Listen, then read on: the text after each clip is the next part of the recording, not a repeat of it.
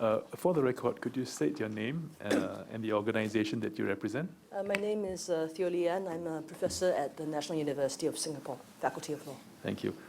The evidence that you'll be giving today before the committee will be taken on oath.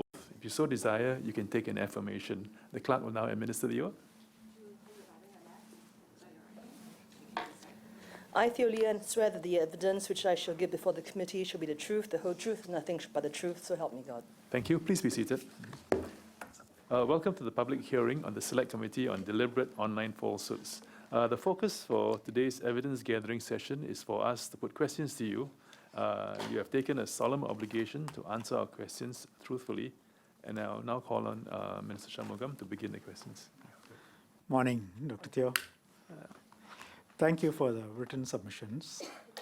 If I may say so, it's one of the clearest we have received in dealing with the conceptual framework of what speech, or what role speech plays and what is meant when people talk about speech, because there's a lot of loose bandying around of phrases. So I think your paper is extremely helpful in setting out the framework.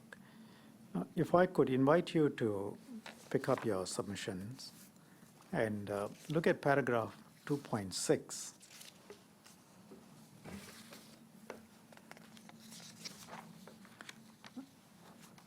You say that a law regulating deliberate online falsehood could be justified under the grounds of public order under Article 14.2 of the Constitution, right? That's one of the viewpoints you put forward. Yes. Thank you. And at paragraph 2.9, you refer to Professor Stanley Fisher's article, which I found extremely useful. So if I may put it this way, and you tell me if you agree, the way I understand his article and the way I understand your viewpoints is that speech is generally a means to an end. So you have to look at what are the ends of speech, and you have to ask whether the speech achieves or seeks to achieve those ends. And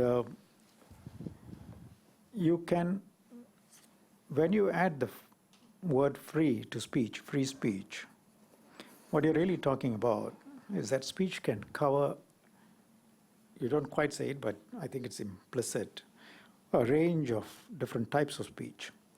It can cover, free speech by definition could cover deliberate falsehoods said with malice. It could cover misimpressions and mistakes, as well as speech based on misrepresentation. It could cover opinions, which could be based on truth, misinterpretations, or falsehoods. It can also cover truth. So there is a range, all of which would come within the term free speech, but the speech itself could be categorized in any one of this, and this is not intended to be exhaustive. Would you agree with that? Yes. Yes. So when you talk about free speech, I think it's very important to keep in mind what type of speech are you thinking about? Are you talking about truth? Are you talking about opinions? Are you talking about misrepresentations? Are you talking about deliberate misrepresentations? Are you talking about falsehoods? Are you talking about opinions based on falsehoods? Are you talking about a person who may be honest in having an opinion based on believing a falsehood? Or are you talking about someone who sets out their deliberate falsehoods and then may or may not also express an opinion based on a falsehood that he knows to be false? So it could cover this range.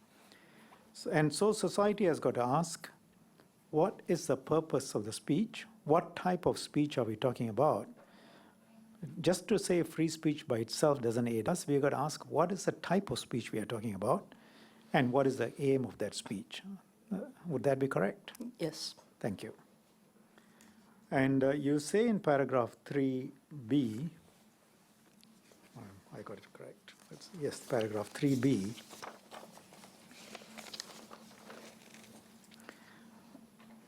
that the same legal regime applies to virtual or online speech as it does to actual speech. I think that's not contentious. Conceptually, also it's logical, correct? Yes. Thank you.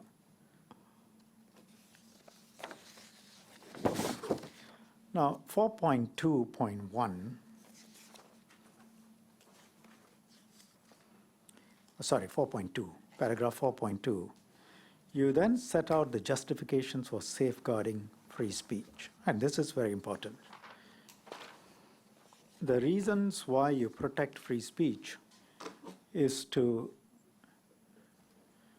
protect its key role in a democratic society, so that you can have free and open debate, so that citizens can receive information, and that hopefully will help them better understand public affairs, and hopefully also help them make informed choices in electing their representatives. Now, this could cover truth. Truth will serve those ends. Opinions can serve those ends.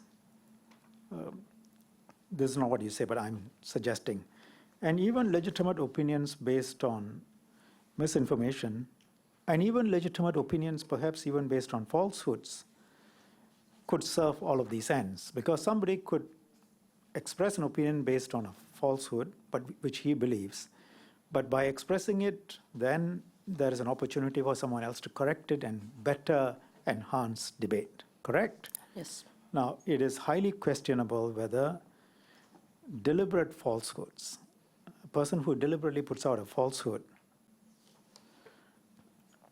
whether such deliberate falsehoods aid any of these aims that you have put out. Highly questionable. Would you agree? Yes. Thank you. And the free speech as and the aims that you put out then allows for a plurality of viewpoints. And I think at paragraph 6.1, you quote an English case where really there is no public interest served in publishing or disseminating information which is not true. And the workings of a democratic society depend on its members being informed and not misinformed. And misleading people and purveying on facts and statements which are not true is detrimental to a democratic society and should form no part of such society. Those are all fairly trite propositions and conceptually clear as well, correct? Yes. Then at paragraph 6.3, you point out that propagation of deliberate falsehoods can actually undermine deliberative society, right? And para 7.4,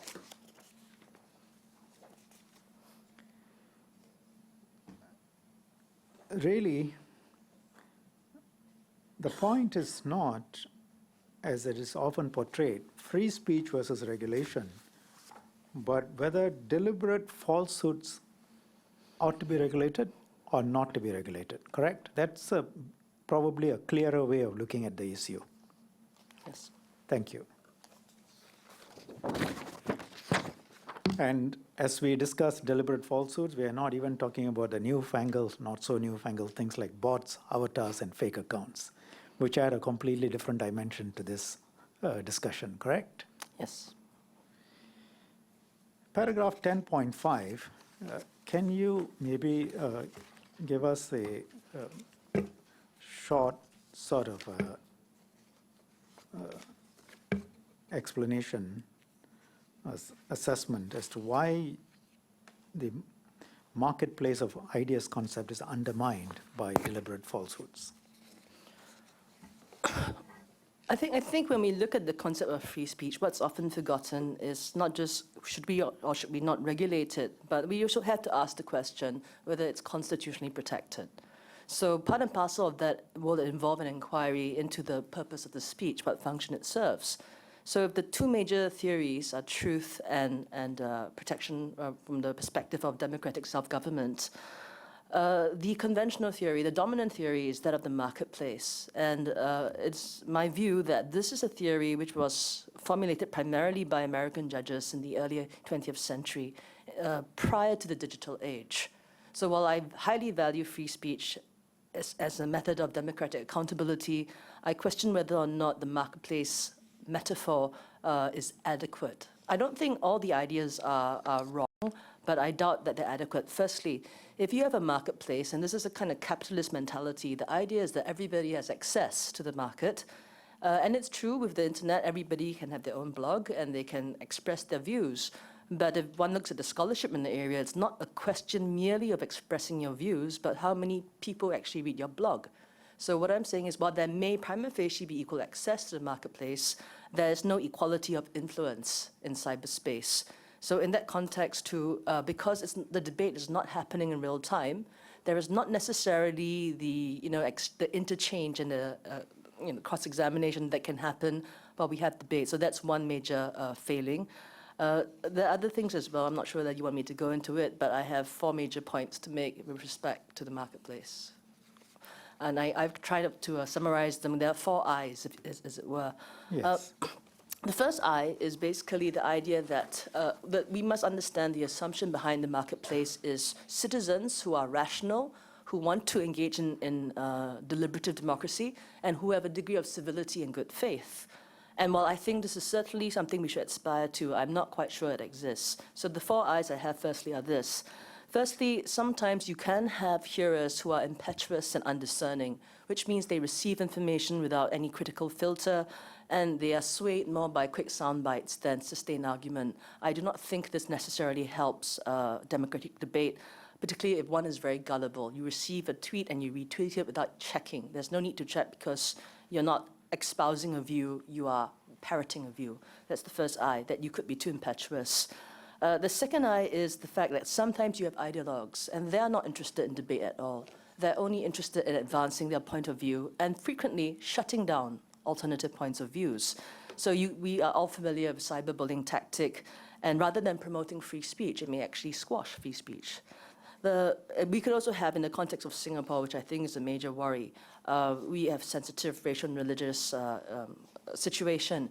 It's quite possible for a third party, what I call a conflict entrepreneur, not necessarily a religious person, but someone who perhaps dislikes a religion. And he could say to another religious group B, hey, religious group A has done this to upset religious group B. And I wonder whether the laws are strong enough to deal with that kind of falsehood. The next sorry, I've had one. Okay, is what I call the, aside from the ideologue, the Iago factor. And Iago, as you know, is a character in Othello, and he's a very wicked man who basically whispers into the ears, your wife is not being faithful to you, and bad consequences happen. Othello kills his wife. And there are people who obviously deliberately want to spread fake news, whether for profit, because I read about Macedonian teenagers who do this to get money, or for political benefit. And the last I would be the, rather than the rational man, the irrational man, the impassioned man, the emotional man who can't take an argument because they'll just react, and so they can't really engage. And it's quite clear in Singapore, we don't expect Singaporeans to be Vulcans. They aren't. The fact that they're emotional is taken into account by the fact that we have laws which are specifically directed at feelings. So feelings relate to something which is visceral rather than something which is cerebral. So in that context, if you put it in the internet, you multiply it, you can get people being very exercised online. And I've always known that what happens online can become, it can become actual physical conduct, which might have very detrimental impact. Yes. Thank you. That's very clear and helpful. If I could sort of not add on, but in the context of the evidence that we have received,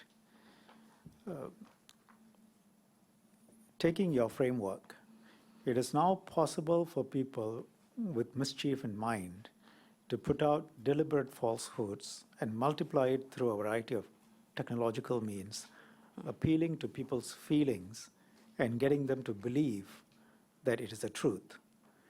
And is there any rational purpose of free speech or marketplace of ideas that is served by having such falsehoods being targeted to a section of the population and getting them to believe in the truth of what is actually false? Well, obviously that you could do it for political gain, right? It could be anything. It could be religious, it could be political, it could And be it could be community, it international. could be pure mischief, it could be international. Right. But I can see no rational purpose Well, the for such. rational, it's deception. Deception Yes. and manipulation. It's Right. not rational. Well, it's rational to the person that It is rational to the perpetrator. Yes. But from the objective of societal well-being, you can't see a rational reason for bringing that within the rubric of allowed speech. Yes, because it confuses and it actually, if the whole point is to ascertain what is true or what is most cogent or what is most accurate, if you put in fake news or a false statement, you're actually trying to thwart the entire process. You're Yes. actually undermining the democratic process itself. And to take a second analogy, it also means that whoever shouts loudest can get enough people to bully online and drown out everybody else. They will be the ones who will get hurt. Yes, there would be an instance of someone's exercise of free speech being used to kill somebody else's exercise of free speech. Right. Thank you. So a lot of the discussions that we have seen, both in Singapore and elsewhere, is that there is a sort of a reflexive use of the phrase free speech without a careful analysis of what exactly we mean by free speech. It's not that deliberate falsehoods are new.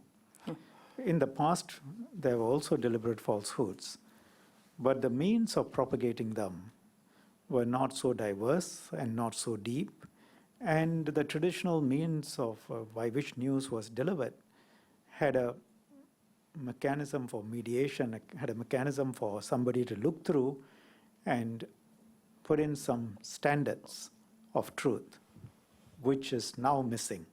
Would you say that's correct? Yes. Now, one of the presenters here made an observation which I thought also added a significant dimension to our conceptual understanding, other than your paper. His was a non-legal paper, but he made this point. In private, we all have thoughts. Not all thoughts are politically correct. Not all thoughts are publicly expressible. And people used to express these thoughts to their friends, and it can be rumors, they can be salacious, they can be downright wrong, but they sort of traveled as rumors and stayed in the private sphere. And then in the public sphere, you have discussions, you have media, you have policy speeches, you have dialogues with citizens, you have citizens speaking up, giving their views on a variety of issues. So there is a public sphere and there is a private sphere. What online has done, internet has done, is to effectively merge the two. So every time I have an opinion in private, it can be crazy, it can be completely false, I could be malicious, but now I have the means to bring it into the public sphere very quickly and gather like-minded people to shout the same thing. And therefore, the public sphere, to a significant extent, the debate in the public sphere is being impacted by this private, what should have been the private sphere, and affects the quality of the discussions in the public sphere. And I think that sort of corresponds with your evidence on how deliberate falsehoods undermine the marketplace of ideas. Would you agree? Yes. Thank you. Now, there was some discussion earlier on with another witness as to whether we can define what's a falsehood. You're a professor of law, a very eminent professor of law. You know that in our law, falsehoods are defined in various places, correct? Yes. The courts have had no difficulty identifying what is false and what is true, correct? They regularly have to do so. That is the basis on which a lot of case law goes. Yes. So if you were to ask a lawyer, is there any difficulty? The lawyer would say, what difficulty? This is the basic bread and butter thing that we do all the time. Well, it's a question of evidence and procedure, and certain facts are easier to establish than others. but Absolutely. we have to do it. Yeah. You have to do that. And therefore, it would be possible to define what is a falsehood. Yes. Thank you.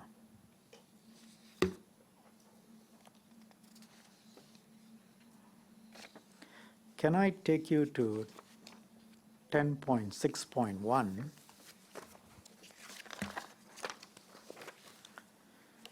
A few points, fairly straightforward. You make the point that anyone can be a citizen journalist if he has access to the internet and online material. It's not subject to the rigors of checking mechanisms and editorial oversight in ensuring the veracity of information. There are some editors of our media sitting behind. I'm sure they'll be happy to hear this. I think that's a fairly straightforward point, right? And then second, you point out that anyone who receives information or misinformation can, with a click of a button, forward it to a large number of recipients. That's also a fairly straightforward point. Third, there are few ethical guidelines or constraints on those who play informational roles via social media, in contrast to the ethos of professional journalists. That's also accurate.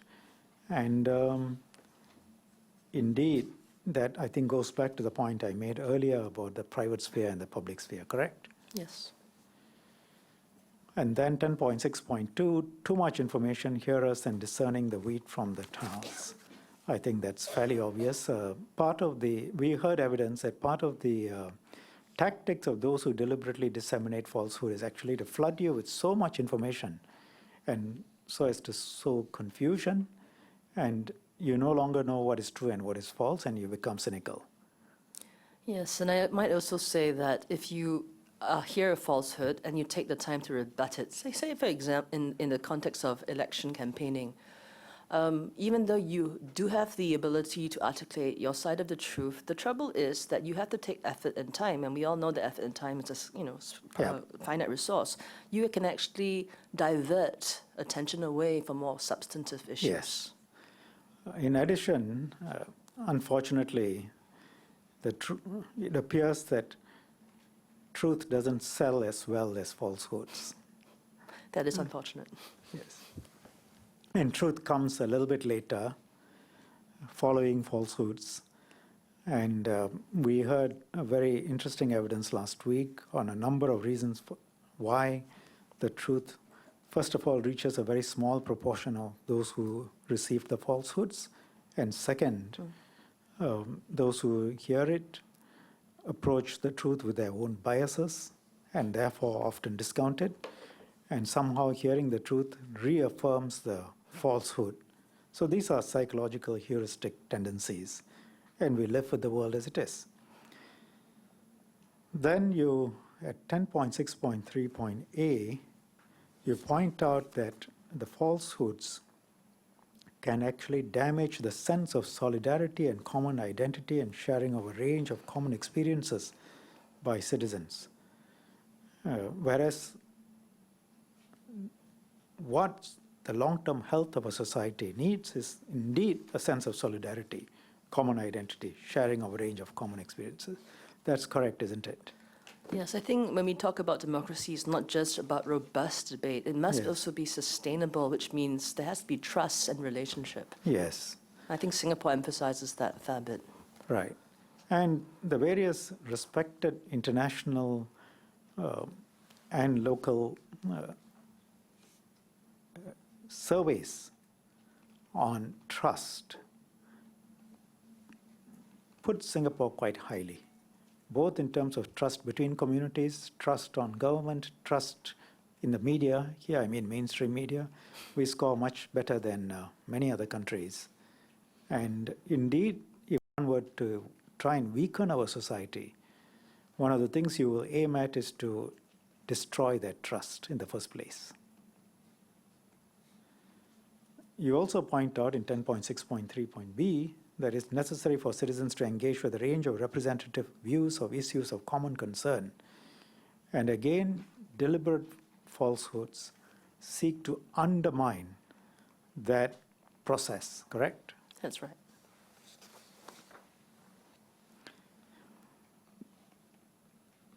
C, you talk about media as a public forum.